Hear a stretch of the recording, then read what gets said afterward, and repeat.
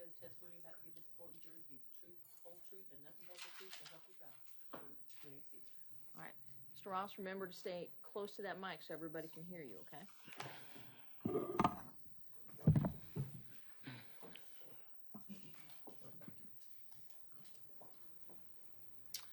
Good afternoon, Mr. Ross. Good afternoon.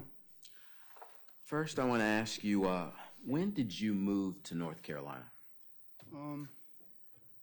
I want to say I moved to North Carolina. Sorry about that. My sophomore year in high school. Okay. And so would that have been around 2021?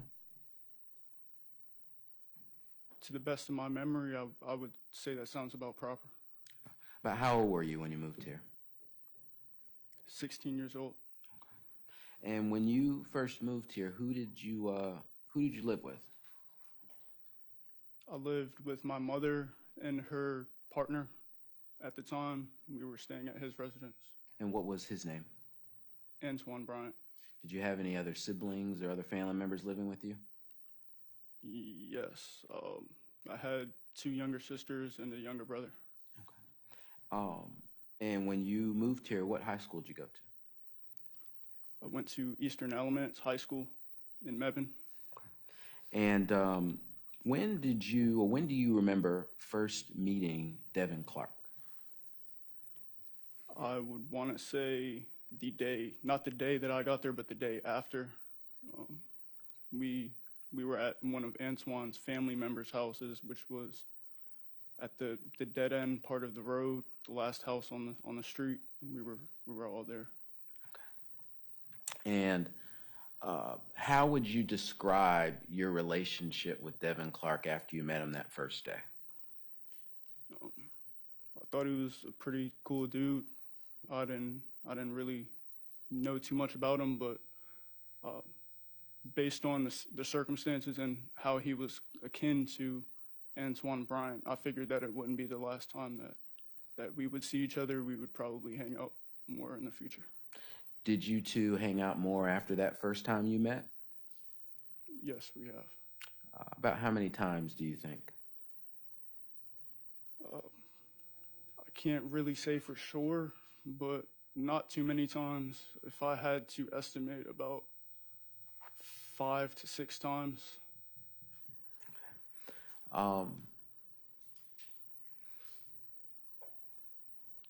When you were at these, whenever you hung out with Mr. Clark, was it normal, like a family function?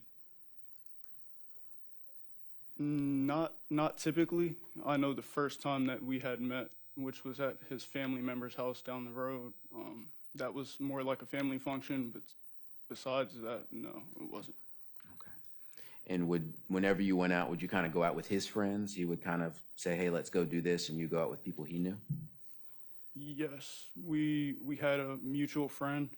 It was Antoine's, I believe, his younger cousin who was staying with I believe it was his sister.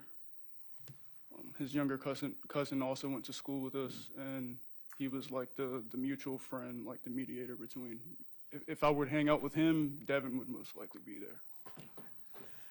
And Christian Sykes, when did you meet him?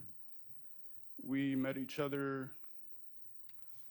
Can't exactly tell you when, but I know we met each other when I was at his cousin's house. Okay. And what was his cousin's name, or who was it that you, I guess, initially started hanging out with? His name was Thomas Blackwell. And it was mentioned earlier that you would hang out with Thomas for a while, but then you and Thomas had a falling out. Do you recall what happened there? Yeah. We had just certain things had happened that I didn't necessarily agree with, and I stopped texting him, contacting him, and we never really spoke after that. Now, after your, after you stopped hanging out with Thomas Blackwell, did you remain in contact with Mr. Sykes? I did, yes. Okay. And describe your relationship with Mr. Sykes. What was it? What was it like? It was pretty basic. I know he was usually around to give me a ride if I needed a ride. You know, sometimes I'd be at work, wouldn't have a ride back from work, and kind of like he would step in and do that. I'll try to give him a few dollars to fill up for the inconvenience. And besides that, that would pretty much summarize it. So you mentioned that you were working at the time in 2022. Where were you working? I was working at, well, I had two jobs. I was working at Bojangles across from Love's Truck Stop in Mebane, and my second job was Lowe's Foods in Mebane. And you were saying that sometimes you would contact Mr. Sykes and ask him for a ride from work. Did you have a car yourself? I did not. Okay. Did you have a driver's license? I did not. But in your household, someone in your household did have a car. Who had a car at the time? That would be my mother. Okay. And what type of car did she have? She had a GMC truck, like an SUV. What color was it? It was white. Another person that we had a chance to listen to was Antoine Bryant. I think you said he was your mom's boyfriend at some time. What was his relationship like with you? Well, we were pretty cool, you know. Didn't really say much more than I had to him, but at the end of the day, it was pretty cordial. I know if I needed something, he was there, and that's about it. So you would say he would look out for you? Yes. And what about, did you have a relationship or know who Lyric Woods was? I did not. Had you ever talked to her before in person? I did not. What about on social media? Had you ever communicated with her in that space? I haven't. So in the late summer of 2022 going into the fall, were you still living with Mr. Bryan, or were you living somewhere else? No, actually, I was staying with my mother. We had moved to Deerfield. It's an apartment complex in Mebane. And around the time of September 2022, were you still living there? I would say yes. Now, on September 16th, that Friday, 2022, did someone contact you? Yes. Who contacted you, and what did they say? I was mentioned in a group chat by Devin Clark. Once I had loaded on my Snapchat, I had seen that he had sent me a private message, and so I just kind of left the group chat message alone and went straight to the private message. What did he say in the group chat? I didn't go on it at first. I had actually went straight to our chat and read what he said there. He was pretty much asking me if I had been able to get a car and if I wanted free buns. And so what did you know that to mean? What does free buns mean? Sex. Okay. And after you got that message, you remember what time? Was it in the afternoon? Was it late night, early morning the next day? Do you remember? Yeah, it was pretty late that night. Not in really unusual time, but I was awake. I was awake a lot, so it was in the middle of the night. Okay.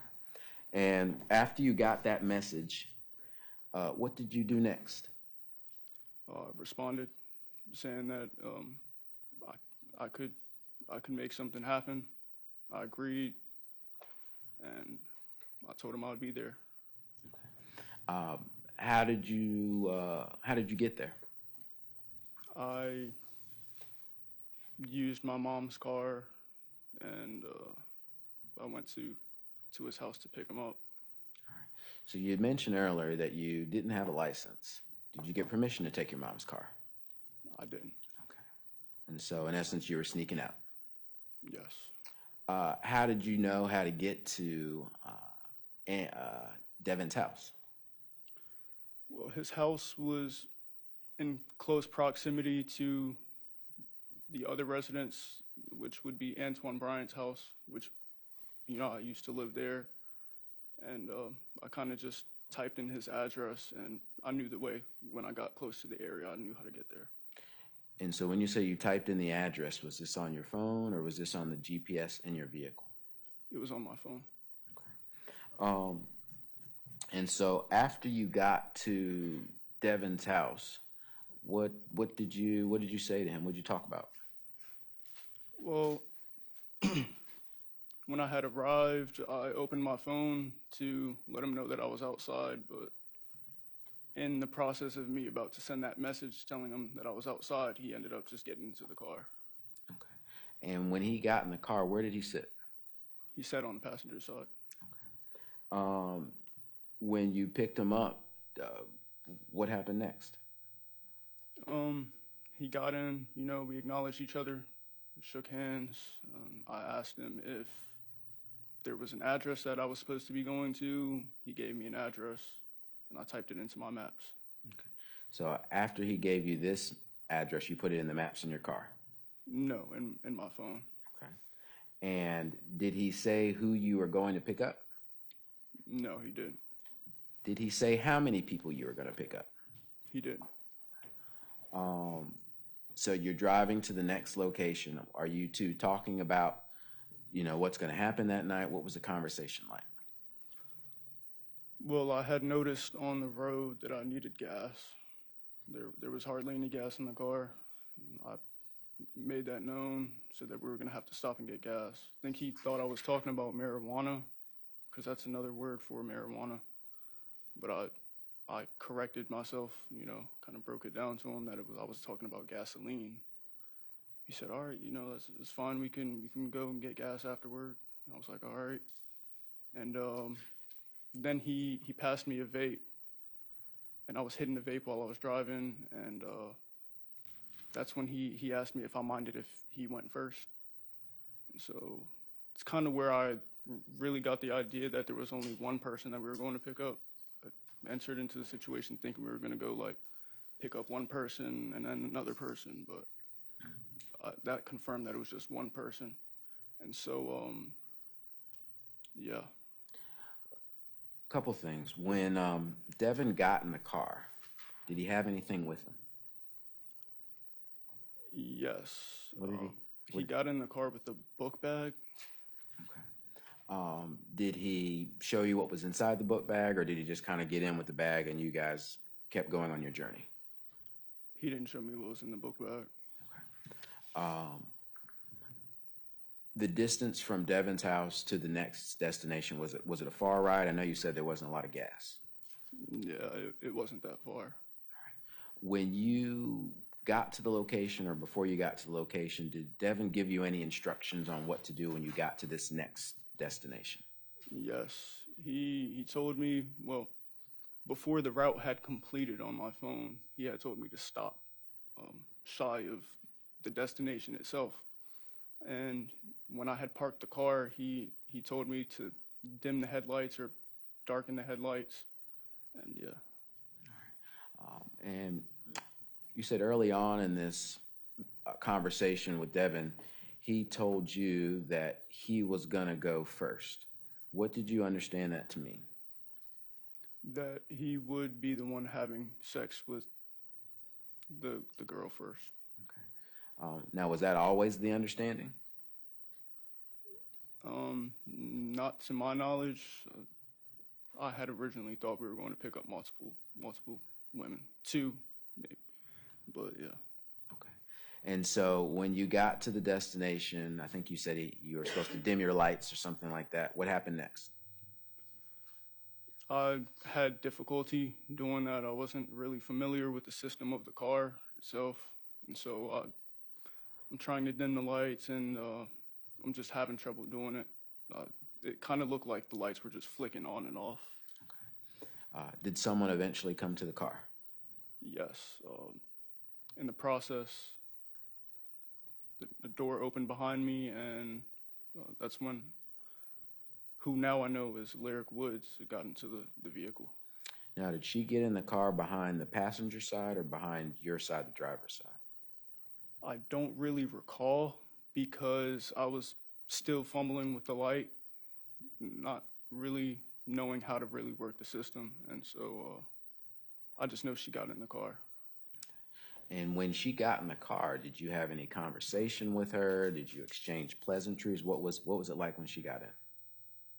I know her and Devin acknowledged each other when they got in the car, but as far as me, I'm trying to get this light situated, so. Okay. So you mentioned that you weren't really familiar with the lights, but driving-wise, was it still kind of a new experience for you driving this car? Yes, it was. Okay. So what happens after Lyric gets in the car? I know her and Devin acknowledge each other, and after I get the lights back on, which I didn't have to dim them anymore because she was already in the car, I asked him if there was another location we were going to. I had my maps pulled up, and he just said he'd instruct me on where to go. And so at this point, where do you end up going after you leave this house where Lyric lives? To the location of the incident, which was a side road. It seemed like off of Buckhorn, rocky type of road. Had you ever been to this location before? I haven't. And did Devin give you any idea of where you're going at all? No, he just told me to turn here or go this way. Okay. Once you got to this rocky road, as you described it, what happened next? I had asked him if I could use his vape while I waited, and he gave it to me, and we both got out of the car. Kind of went not too far away from the car, but just enough to like give them some privacy. So, Your Honor, at this time, I would ask if I could have the witness step down in order to draw a diagram for the jury. Yes.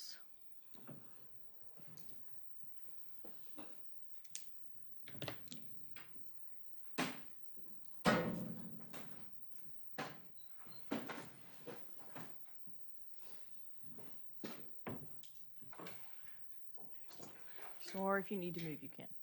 Thank you. Now, Mr. Ross, since we're not by the microphone, make sure you keep your voice up.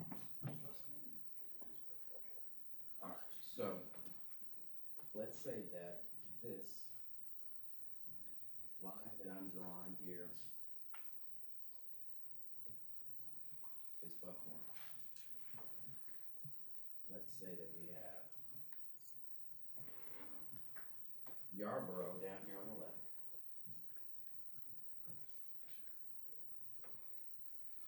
And right here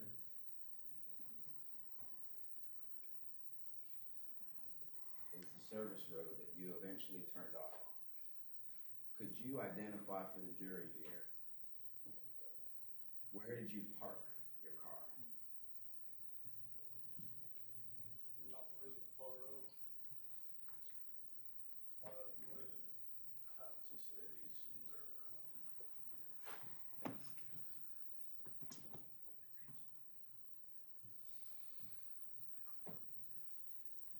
All right, so this is the vehicle. Yes, ma'am. You're going to use this as an exhibit, and we have Mr. Ross be the one to draw. Okay, I was just making it a square, so it's not. You want to ask him to draw it as a square, please ask him to draw it as a square. There we go. All right, Mr. Ross, can you erase this square and draw a square with the car?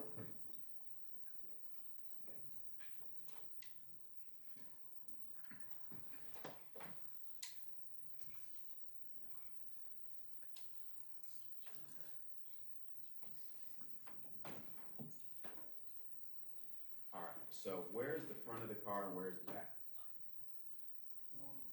This would be the front of the car. This is the back of the car. Just kind of go down.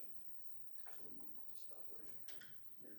All right, I have 3 different color markers. Each of them is going to identify the different individuals that were in the car. All right, so we're going for, let's have the record reflect front of the car was facing away from what is indicated on this diagram as Buckhorn, is that correct? That's correct. All right, please continue. All right, stop. Isaiah, you will be the blue marker. Indicate with the circle in the car, where were you sitting before you got out of this vehicle?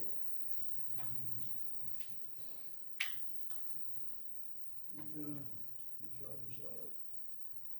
And then we will indicate with this green marker, Devin, where was he sitting inside this vehicle? Sorry.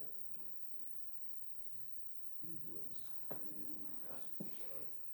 Make sure you speak up. He was where? He was in the passenger side. Front or rear? Front. When you're yes. You can just mark that. And then we'll indicate Lyric with this purple marker. Where was she sitting? She was in the back seat. I know when she got in, I didn't really look back because I was messing with the headlights, trying to get them off at first and then on. But I know she was in the back seat somewhere. In the back seat. When you arrived, you still have the blue marker. You mentioned that you got out of the vehicle and kind of gave it some space. Did you walk toward the front of the vehicle or to the rear of the vehicle? Where did you go? Mark it by a circle. So I'd say somewhere around here. And when you got out of the vehicle, what did Devin do?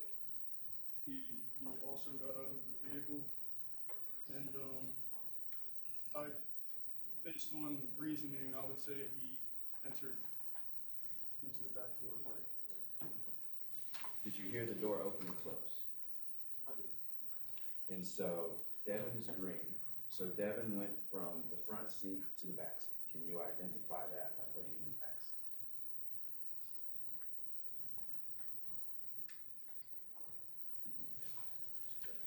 And what were you doing while you were outside the vehicle in front of the car? Just waiting, using his vape, and just waiting, using his vape and waiting. Did you have your phone with you? I did. About how long do you think you were standing outside of this car in front of it? I don't really recall. I wasn't really watching the time. I was just waiting for him to get out of the car. Then we get into the car. So what happens next? What catches your attention next as you're sitting there on your phone or using the vape? I start hearing muffled voices coming from inside of the car. It sounded like feminine, so I'd say it was weird. And I wasn't really trying to be as nosy. I didn't understand what was going on, so I didn't understand. I didn't give too many. I didn't really hear what was going on, and I didn't understand what was going on, so I didn't give as much attention. So what happens next? Lyric gets out of the car on this side, and that's when I can hear. Show me what side she comes out of.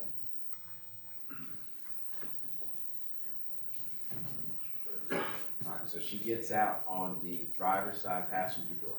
Yes. And when she gets out, does she get out by herself or does Devin get out in front? He gets up behind her. Also on the passenger driver's side. Yeah, they came out of the same door. The door didn't close between. She got out and then he just got out. So can you draw a circle where he would have been and where she would have been once they got out of the car?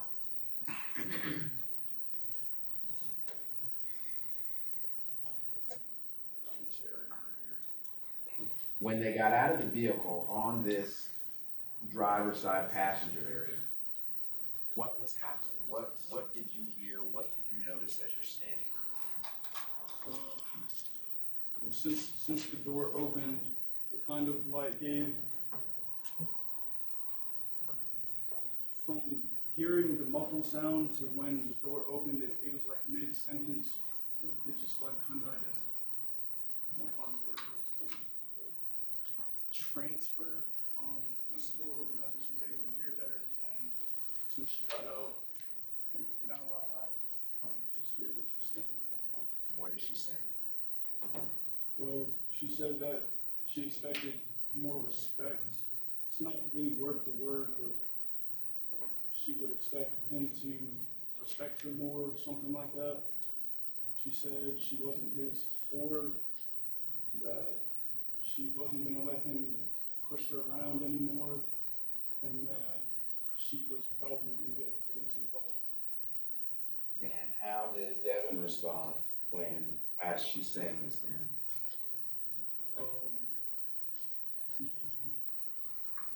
He said something. I don't really remember what he said because he was moving while he said it, and his back was turning. So he walks around here. He walks around and goes into the passenger side of the door, and I can see him retrieving something from the vehicle.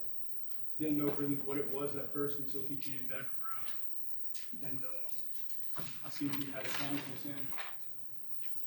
And so when he points this gun at Lyric, what happens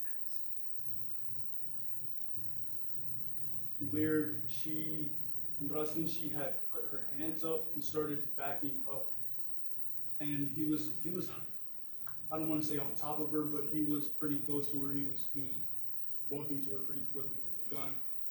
And it looked like she wanted to kind of come around here to take cover, I would say, behind the car.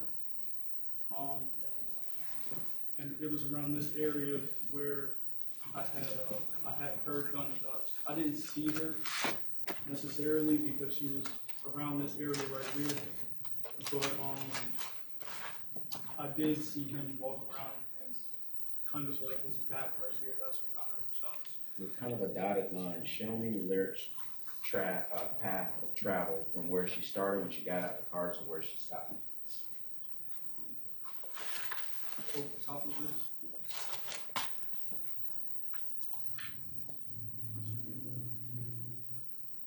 Make it like gashes.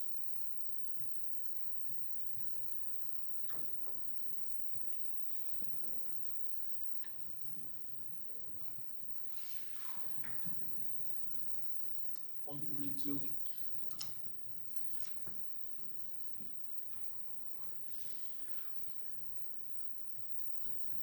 So you have here showing markings from the back seat of this car to the back of the car. Did you eventually go past the front of the car?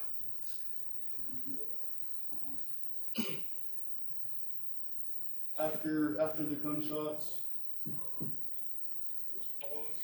I could hear a scream coming from this side of the car. Mr. Ross, I need you to speak up a little bit. I could hear a Back up a little further on the side so folks right behind you can see. scream. You better just do this.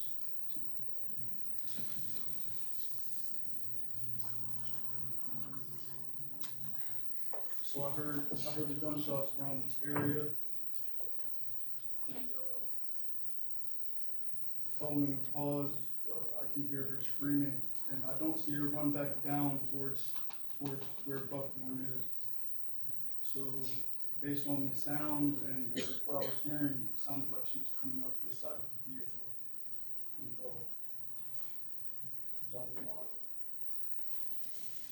And Devin also followed behind her.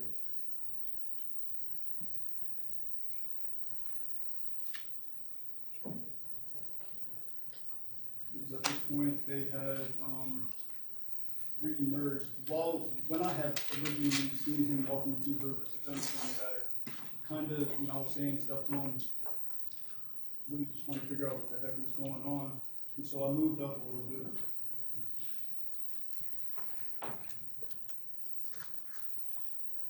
So I moved up a little bit.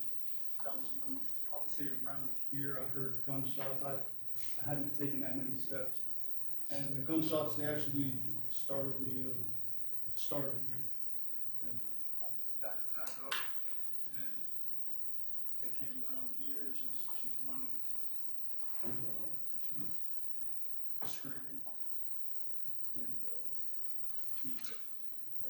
to get around this area. Black mark.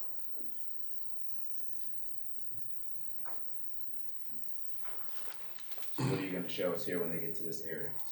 There were four gunshots somewhere around here. And so what are you doing as you are watching this happen in front of you? I just couldn't do anything. I was just stuck, honestly. So you say you're stuck, were you afraid? Objection. Thanks. Describe for me how you're feeling, Mr. Ross. I was shocked.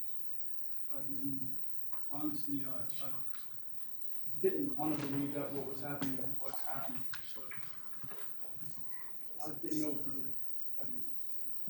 So you drew a circle where you said there were more shots that were fired. So does that mean that's where Devin and Lyric were at that time?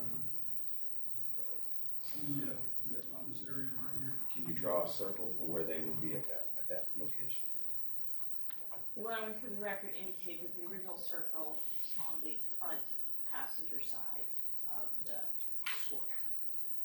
Yes, the front passenger side, which is green, is Devin, and the purple circle would be Lyric. So where would this now green circle and purple circle be, which identifies these two individuals?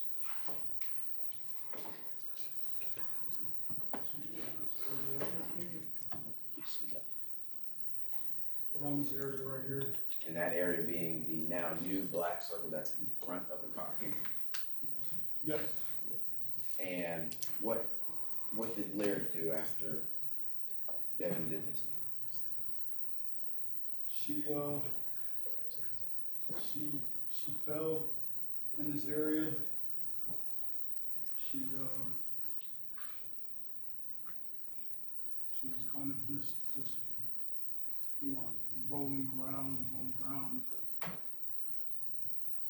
rocking, I would say, back and forth, crying, screaming. She's what? Crying, screaming. What does Devin do next?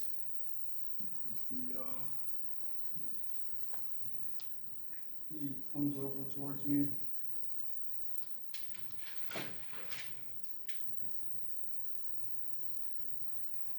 Comes over towards me and asks me if I'm ready to go. And he asked if I could be quiet on the situation. Pretty much, I'm just like, heck no.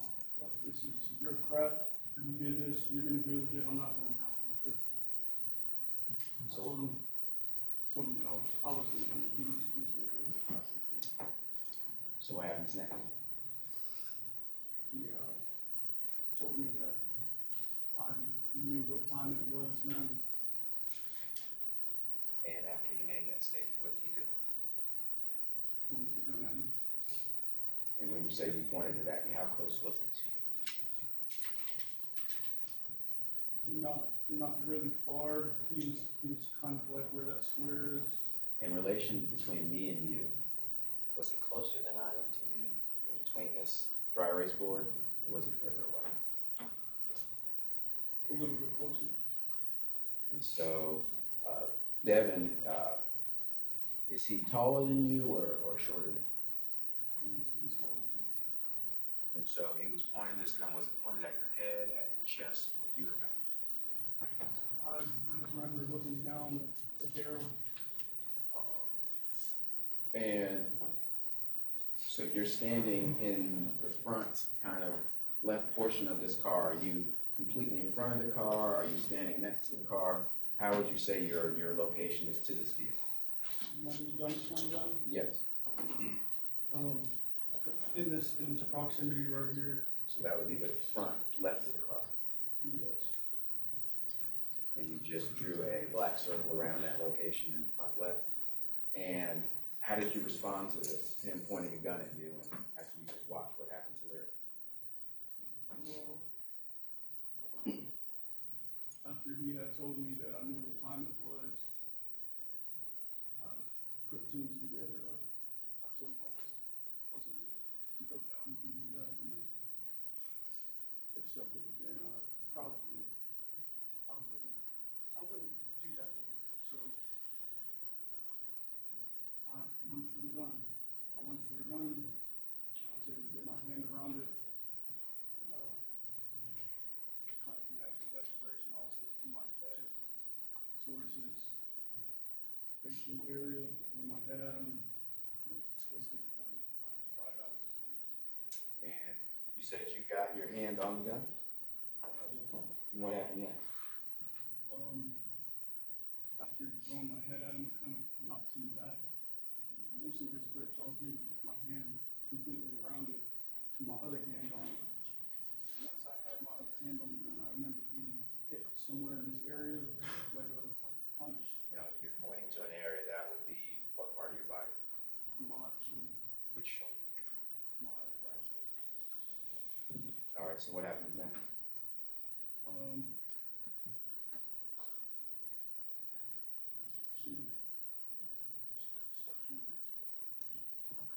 And in your location on this diagram, are you still here in the front left portion of the car?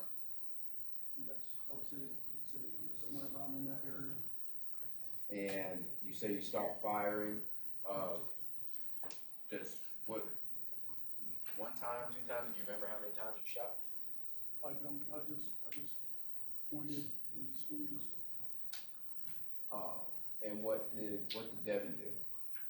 He started moving towards this area, and he fell somewhere around.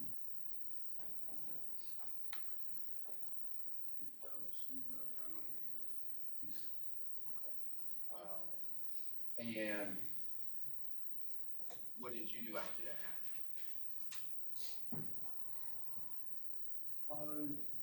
I just lost it. It's all over the place. I just panic button. Honestly, couldn't really. I didn't know what to do. I just. Did you eventually get back in your car? I did. And did you leave immediately, or did you have to do something first? Well, when I had got back in the car, had seen that his body, some of his legs were still kind of in this area around here where the green is. And I didn't want to pull out with the chance of me possibly running him over or something like that. So what did you do? So I got out and tried to get his body out of the way of the road. And he was face down, so it wasn't really helping. So I ended up taking my jacket off. I had a camouflage jacket on, I took that off. And then took off my quarter zip. I had a black quarter zip under that. Kind of threw it on him and used that to flip his body over so that I could just pull him a little bit more up. A little louder, Ms. Russell, was the last time. Completely out of the way of the road, around this area right here. And you can go back up on the stand, and I'm just going to leave this over here so that I can. Mark next, defense exhibit number 1. Mr. Chaffer, are y'all moving that into evidence? Yes, I asked to introduce this picture that was drawn by Mr. Ross into evidence as Defense Exhibit 1. Any objection? No objection, Your Honor. All right, defense 1 will be admitted. So, Mr. Ross. Oh, yes.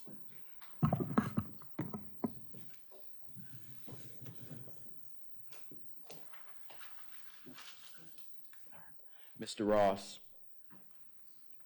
after you moved Devin's body out of the roadway, what did you do next?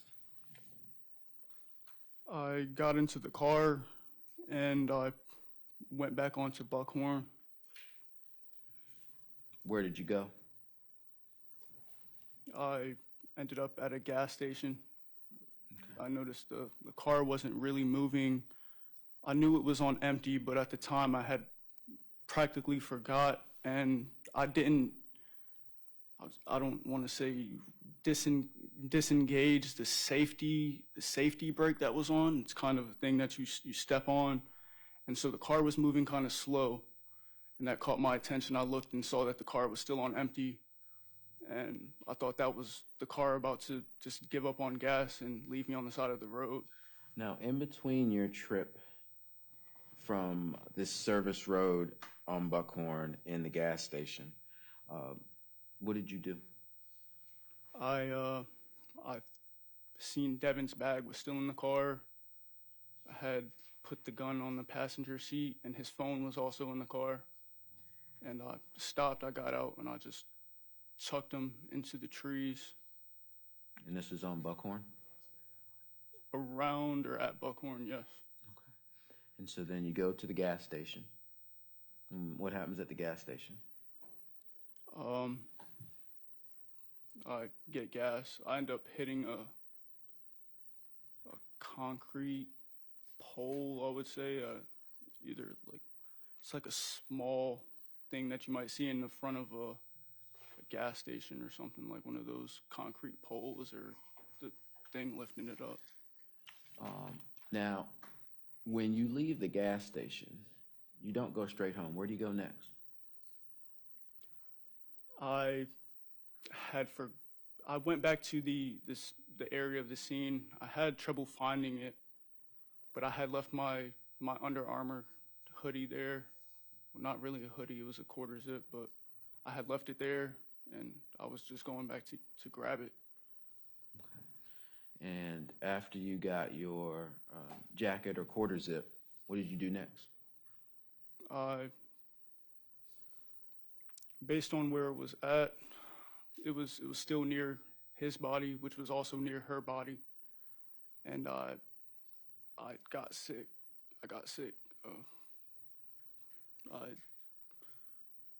After that, I went home, collected myself, tried to center myself back, and I just went home. Now, you had your phone. Why didn't you call the police?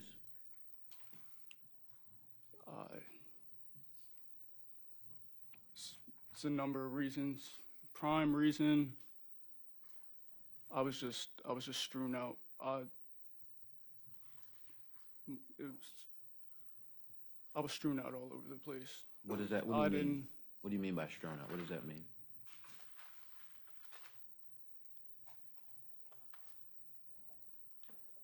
It just, honestly, if I were to describe it, it just felt like my brain was literally like melting. I didn't know what to do. I was afraid.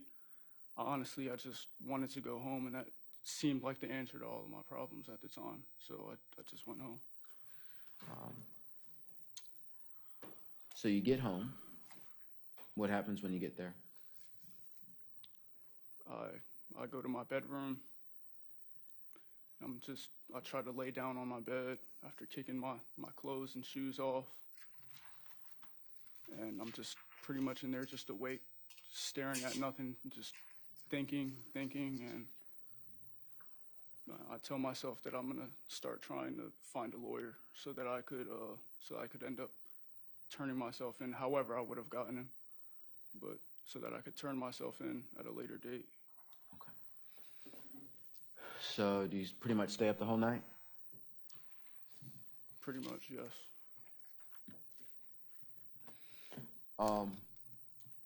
Next morning, what happens?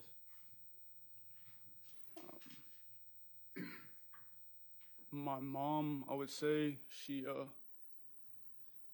wanted me to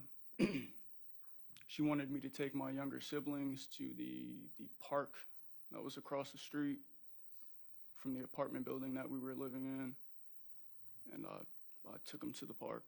And what happened after that? On our way back in, she met us out there. She had seen her car, because you have to pass the car to get to where the park is. So she seen the car, saw the bumper was messed up, and she asked me what happened, and I denied having touched the vehicle. Okay. And how How did she respond to that? She was pretty upset. What did she tell you have to do? She told me she told me that my dad could deal with this and that I couldn't stay there. That you couldn't stay where, at her house? Yes, at her house. And so what did you do? I start packing my stuff. And where, at this time in September of 2022, what state or where does your dad live? He lives in Delaware. At some point, do you see Mr. Bryant? Does he come to your house? Yes. I want to say while I was still packing. I know my mom was on the phone with him, and he ended up coming over while I was packing. And do you eventually leave with Mr. Bryant? I did. Where do you guys go? We go back to his house. Now, on that Saturday, September 17, 2022, did you meet with Christian Sykes and smoke with him in the parking lot? I did not. When you get to Mr. Bryant's house, what happens next? Well, I'm just trying to figure out how I'm going to get back to my dad's house. Calling a few family members, trying to see if I could secure, if they had some money that I could borrow to buy a bus ticket. And that was about it. That was mainly what I was doing. I was doing all of this outside of his house, and sitting on this concrete steps outside of his side door. Do you eventually get money from family members to buy a bus ticket? I do. And where's that bus ticket? Where would you be leaving from, or where are you headed to? I'd be leaving from a gas station in Raleigh, and it would take me to Baltimore, where I would have my sister meet me there and bring me the rest of the way to Delaware. And at this time that you were at Mr. Bryant's house, you don't have Mr. Clark's phone, his bag, or the firearm, right? I don't. Where was it? Do you remember? Yeah. Somewhere on Buckhorn, I had parked the car, got out, and threw all of this stuff into the woods or trees. All right. So the next day would be Sunday. What happened on Sunday when you got up? Well, it was a pretty normal day. I had secured the bus ticket the previous night, but given the hour that I had secured the bus ticket, it was too late for me to be able to make that trip that night. And so I had to wait until the next night at around the same time. And it was just a day, pretty much me waiting. Okay. Now, on this Sunday, was Mr. Bryant there the whole time, or did he leave? He wasn't there the whole time, no. Okay. Did you have an opportunity to talk with Mr. Sykes on that Sunday? I did. Okay. Tell me about that conversation. What did you say to Mr. Sykes? Well, he was calling me to see if I wanted to smoke. He told me he had marijuana, and he also wanted to apologize for a situation that had happened between us before. It was a disagreement over something. He was calling to apologize and offer, I guess, marijuana. He wanted to smoke as a sign of goodwill or whatever. And during that conversation, I told him I wasn't really in the mood. And that led him to asking me, like, am I good? You know, I don't really show my face on the phone, so based off of him asking that, I assume he just kind of picked up on how I was responding, which was kind of bland, I remember. And how did you respond when he asked you this question? Well, I just broke. I just started giving them not a complete rundown of the situation that happened the night before, or the Friday, the previous night of this event, but it was a brief description. I told them that I almost died. Okay. Did you say anything else?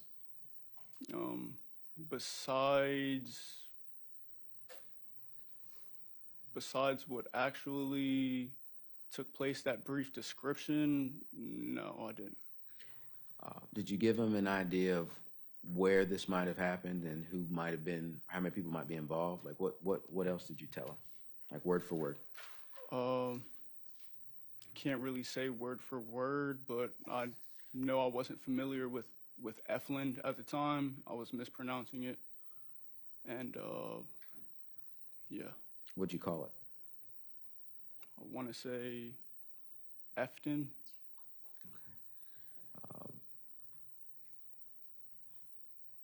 Did you give any descriptions about, you said you almost died last night. Did you tell him what that meant?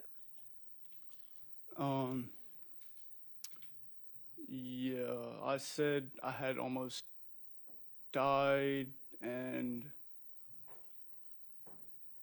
I started talking. I just started going off. I can't really say it was a brief description, but yeah. Did you ever show him a gun on this video call? I didn't. Do you remember at all what the gun looked like that Devin had pointed at you that night? What color it was, what shape, size, anything like that?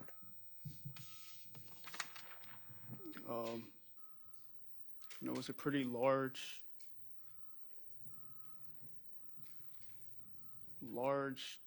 handgun. I believe it would be classified as a full-sized 9mm handgun. But the great details I don't really remember. What about color-wise? Were there any colors or distinguishing features that you remember of it? Yeah, it was definitely colored. It was multi-colored type. Do you remember any of the colors? White, red, black, anything? Not really. I just remember it had some different type of color to it. Okay.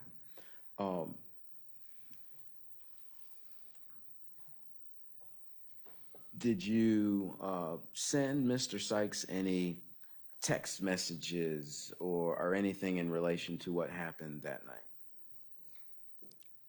No. I know when I was on the road to Raleigh with Antoine, he had texted me on Snapchat, and he sent me a screen capture of the missing persons report or something like that. I seen a picture of Devin, and who I now know is Lyric, and he just pretty much says, "What the F?" and asks if I'm all right, and I reply, I say, yeah. Did you tell Mr. Sykes that Devin shot Lyric? I did not. Did you tell Mr. Sykes anyone else was shot in the car? I did not. So after this conversation with Sykes, do you recall how long it was? That text thread? No, the actual video call. Oh, no, I don't recall. Okay. After you had that call with him and that text thread, you eventually got on the bus, right? Yes. And did you talk to Mr. Sykes anymore after you got on the bus? No, not to my remembrance, no. And then you made it successfully from Raleigh to Baltimore? I did. And then from Baltimore, where did you go? From Baltimore, we went back to Delaware. Okay. And who did you stay with while you were in Delaware? It had ended up being my sister. No, the night that I had secured the bus ticket, I had called my dad because I figured that it was still the plan for me to go over to his house. And he ended up telling me that I couldn't go there either. So my sister found out, and she kind of just said she wasn't just going to let me have nowhere to stay, so that I could just go and stay with her instead. And that was where we went. And when you say your sister found out, what are you referring to? Well, I had called her back and told her that, well, I said, Dad said I can't stay with him. But are you referring to your mom's car? In the arc, like, what are you referring to? Objection. Thank you. What are you referring? What did your sister find out about? She found out that she had knew before the night that I had got to Raleigh. She had knew before. She was also trying to help me get to Delaware because I had told I couldn't stay at my mom's house anymore.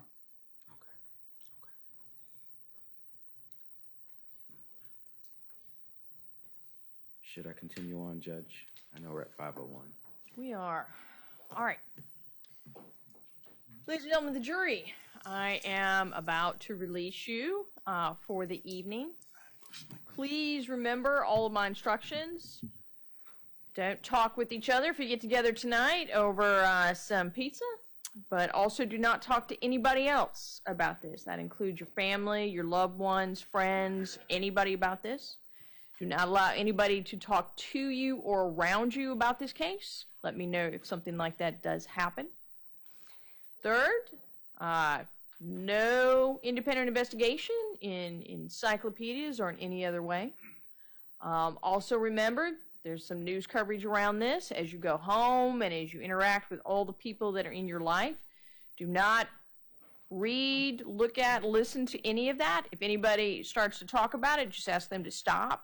Step away from them, have them go somewhere else. Remember that as long as you are in this protected bubble as a juror, you need to stay away from anything like that.